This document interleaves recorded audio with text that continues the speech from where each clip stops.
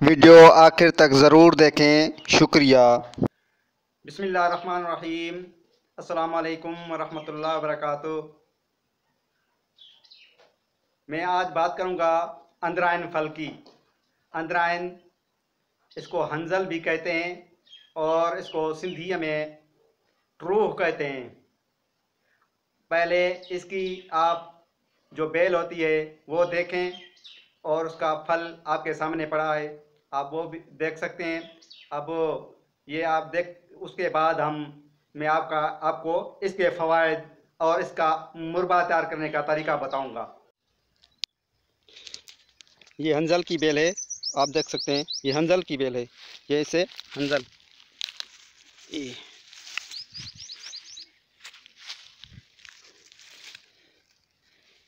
कड़वा खरबूजा, ये हंजल की बेल है। इसका मुरब्बा बनाएंगे।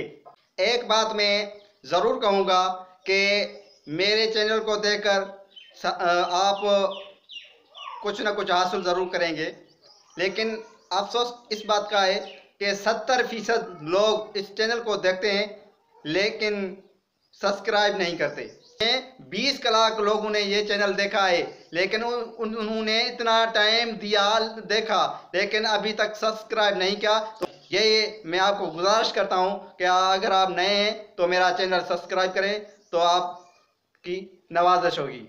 अब इन अंदरायन फल को हम छील कर, छलका उतार कर, इसको 4 टुकड़ों में काट देंगे। उसके बाद हम एक मटका लेना है। उस मटके में हम अनबुझा हुआ चूना हमें मिलेगा, जो इमारत बनाने वाले दुकान होते हैं जिस पर इमारत बनाने का सामान मिलता है, आप वहां से अनबुझा चूना खरीद करें।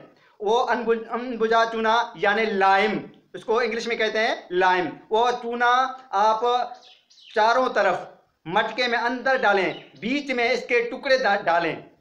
इस अंदरायन के बीच में आप टुकड़े डालें। 5 से 7 दिन तक इस तरह ये मटके को बंद करके रख लें।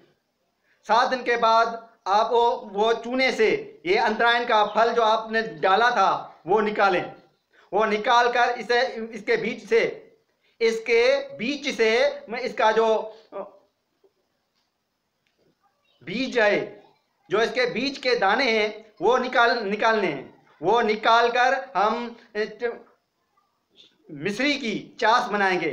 कोज़ा मिश्री हो, उसमें आप चास बनाएंगे। चास बनाकर ये उसमें डालकर और फिर इसको हल्की हल्की आंच पर पकाएंगे। जब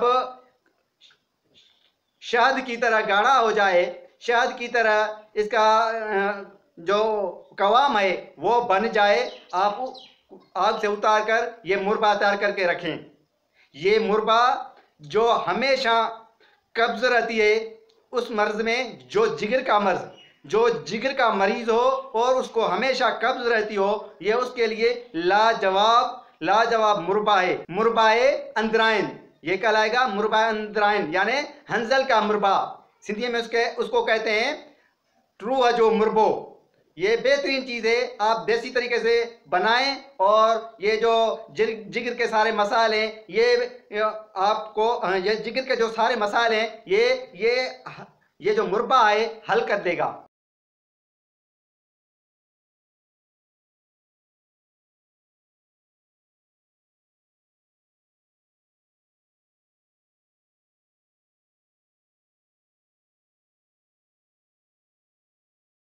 नेक्स्ट मिलेंगे।